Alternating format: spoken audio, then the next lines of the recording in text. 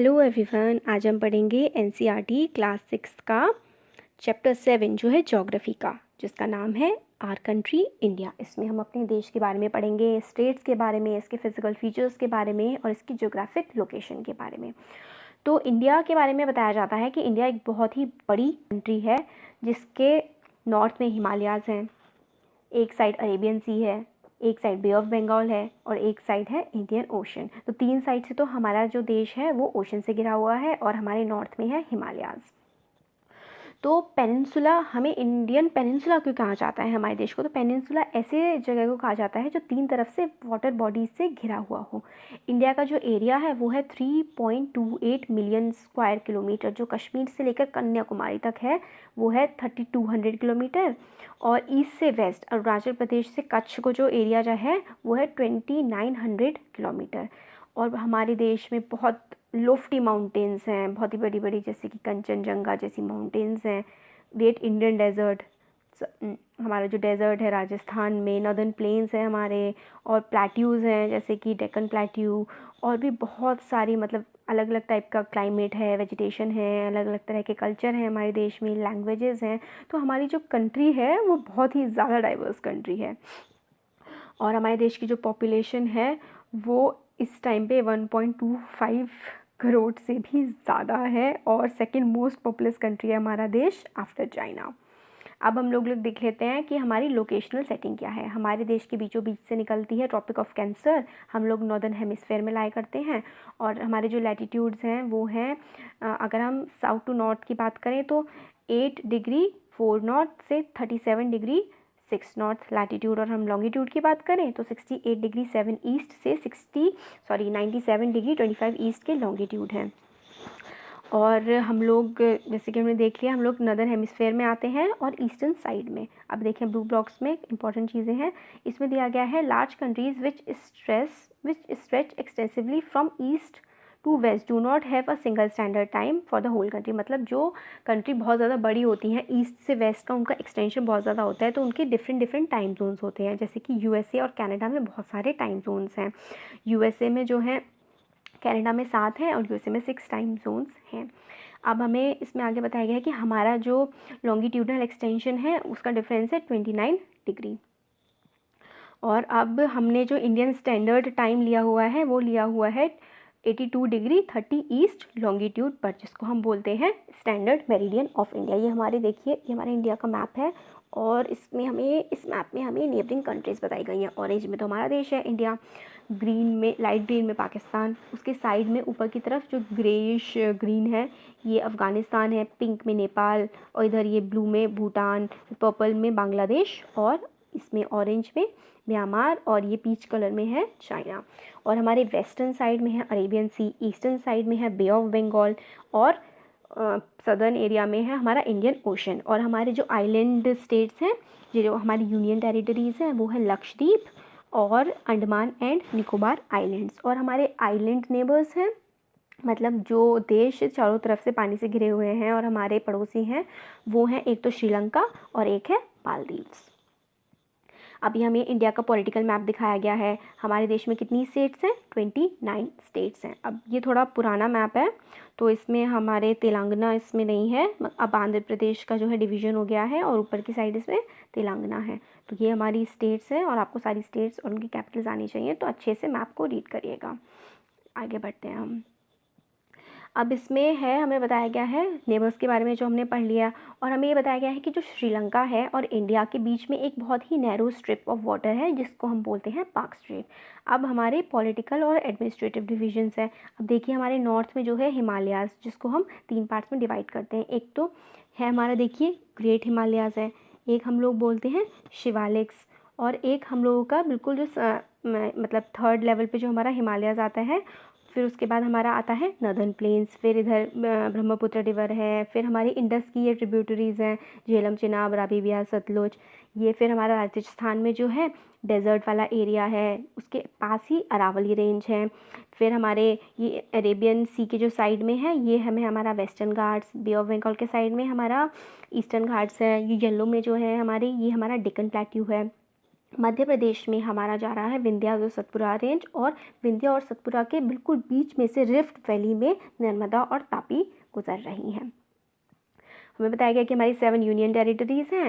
राजस्थान जो है वो सबसे बड़ा स्टेट है हमारे देश का, और गोवा जो है वो सबसे छोटा स्टेट है। अब अलूवियल डिपॉजिट्स क्या होते हैं? जो रिवर्स आती हैं स्पेशली नदर्न स्टेट्स में, वो अपने साथ ही बहुत ज़्यादा फाइन, बहुत ही ज़्यादा बारीक सॉइल लेके आती हैं, जो कि डिपॉजिट हो जाती हैं रिवर के किनारे किनारे, तो उनको बोलते हैं अलूवियल डिपॉजिट। ट्रिब्यूटरी अभी हमने देखा था कि जो रिवर होती है, उस रिवर में, एक बड़ी रिवर में कुछ छोटी रिवर्स आके मिलती हैं। जो छोटी रिवर्स आके मिलती हैं वो उस बड़ी रिवर के ट्रिब्यूटरी कहलाती हैं। अब आगे हैं फिजिकल डिविजन्स। अब फिजिकल डिविजन्स में हम लोग कैसे देख सकते हैं? सबसे पहले नॉर्थ से स्टार्ट करते हैं। वैसे अगर हम लोग वैसे देखें कि कितने डिविजन्स हैं, तो हमारे में माउंटेन्स आते हैं, plateaus, plains, coast, islands. North से स्टार्ट करें तो हमारे लोफ्टी स्नोई हिमालयाज़ हैं।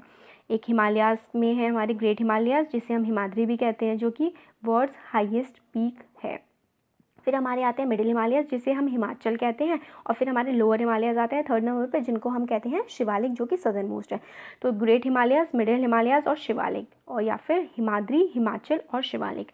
नॉर्दर्न प्लेन्स फ्लैट होते हैं, जिनका मीन एलिवेशन 200 मीटर से ज़्यादा नहीं होता है सी लेवल के, तो उसमें हमारे गंगा ब्रह्मपुत्र प्लेन्स आते हैं, और गंगा ब्रह्मपुत्र रिवर्स आती हैं, इंडस की रिवर आती है, और उनकी जो वेरियस ट्रिब्यूटरीज़ हैं वो भी आती हैं। ये वाला जो रीजन होता है वो बहुत ज़्यादा फर्टाइल होता है, यहाँ पे बहुत सारी फसलें उगाई जा सकती हैं। ब्लू बॉक्स देख लेते हैं हम, इसमें क्या लिखा हुआ है?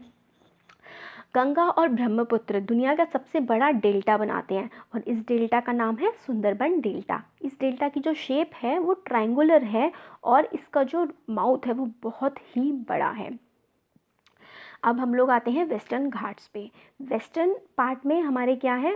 पहले वेस्टर्न घाट से पहले हम लोग आते हैं वेस्टर्न पार्ट में, हमारे डेजर्ट है, और जहाँ पे जो डेजर्ट होता है उसमें बहुत ही ज़्यादातर बहुत कम बारिश होती है, और वेजिटेशन भी कम होती है, और सैंड ज़्यादा होती है। फिर पेनिनसुलर इंडिया, मतलब जो हमारा सदर्न इंडिया है। पेनिनसुला का मतलब हमने क्या पढ़ा था? जिसके 3 साइड में वाटर होता है उसको हम बोलते हैं पेनिनसुला। ये हमारा जो है ट्रायंगुलर शेप में है, और इसमें बहुत सारी हिल्स हैं। अरावली से स्टार्ट होकर विंध्याज, सतपुराज है, जिसमें रिवर्स नर्मदा और तापी बहती हैं। रिवर, ये जो वेस्ट फ्लोइंग रिवर्स है नर्मदा और तापी, और ये हमारे जाती हैं अरेबियन सी में। फिर हमारे वेस्टर्न घाट्स हैं, जिनको हम सह्याद्रीज भी बोलते हैं। फिर हमारे ईस्टर्न घाट्स हैं, जो हमारी ईस्टर्न साइड में है, मतलब बे ऑफ बंगाल वाली साइड में है। और जो है हमारे वेस्टर्न घाट्स वो काफ़ी ज़्यादा स्मूथ और कंटिन्यूस हैं, मतलब लगातार रेंजेस हैं, और हमारे जो ईस्टर्न घाट्स हैं वो काफ़ी टूटे हुए हैं, मतलब बीच बीच में से उनमें काफ़ी ज़्यादा जगह है। अब प्लेट्यू के बारे में बताया गया है कि इसमें बहुत ज़्यादा अच्छे मिनरल्स मिलते हैं, जैसे कि आयरन ओर। वेस्ट में वेस्टर्न घाट है, ईस्ट में ईस्टर्न घाट है, और इन दोनों के बीच आता है coastal plains. The western coastal plains are very narrow. जो वेस्टर्न साइड का कोस्टल प्लेन है वो काफ़ी ज़्यादा पतला सा है। ईस्टर्न कोस्टल प्लेन जो है वो काफ़ी ज़्यादा चौड़ा है।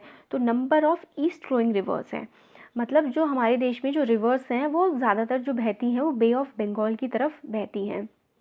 ईस्टर्न फ्लोइंग रिवर हैं, जैसे कि महानदी, गोदावरी, कृष्णा, कावेरी, ये जो जाके ड्रेन होती हैं, गिरती हैं बे ऑफ बंगाल में। रिवर्स जो हैं वो बहुत ज़्यादा फर्टाइल डेल्टा बनाती हैं, और जैसे कि सुंदरबन डेल्टा के बारे में हमने पढ़ा था, जो कि गंगा और ब्रह्मपुत्र बनाती है। अब देखिए इसमें ब्लू बॉक्स में क्या है? Corals are skeletons of tiny marine animals called polyps. तो जो कोरल्स होते हैं वो बहुत ही छोटे छोटे से मरीन, मतलब समुद्र में रहने वाले जानवर होते हैं, जिनको हम पॉलिप्स बोलते हैं। मतलब जब पॉलिप्स की डेथ हो जाती है तो उनका स्केलेटन बच जाता है। स्केलेटन मतलब जब वो मर जाते हैं तो उनका ऊपर का ढांचा बच जाता है, उसको हम बोलते हैं corals. When corals living polyps die, जब जो है ये जो पॉलिप्स जो हैं डाई करते हैं, मर जाते हैं, तो इनके स्केलेटन बच जाते हैं, और एक के ऊपर एक चढ़ते हुए जो स्केलेटन एक कोरल आइलैंड फॉर्म कर देते हैं। अब हमारा आगे इसमें है चैप्टर में अपने हमारे जो आइलैंड्स हैं हमारे इंडिया में, उनके बारे में। लक्षद्वीप और अंडमान निकोबार। लक्षद्वीप जो है वो है हमारे अरेबियन सी में, और ये हमारे कोरल आइलैंड्स हैं जो केरला से थोड़ी दूरी पर हैं। और फिर हमारे जो ईस्टर्न साइड में है अंडमान और निकोबार, ये हमारे सदर्न ईस्टर्न मेनलैंड में के आगे को पड़ते हैं, जो कि बे ऑफ बंगाल में है। और हमारे फिर आगे बताया गया है कि सुनामी जब आती है, सुनामी की लहरें, तो उसकी वजह से कई बार कुछ आइलैंड्स डूब भी जाते हैं और 2004 के सुनामी में हमारे देश के कई सारे आइलैंड्स डूब गए थे। तो सुनामी क्या होता है? Tsunami is a huge sea wave generated due to an earthquake on the sea level, sea floor. तो सुनामी जो होती है, अर्थक्वेक एक तो आता है अर्थ पर, और सुनामी जब जब ओशन में अर्थक्वेक आता है तो बहुत ही ऊंची ऊंची लहरें उठती हैं, उसको हम कहते हैं सुनामी। तो आपको कैसा लगा कमेंट सेक्शन में कमेंट करके बताइएगा। अच्छा लगा तो वीडियो को लाइक करिए और हमारे चैनल को सब्सक्राइब करिए। Thank you so much.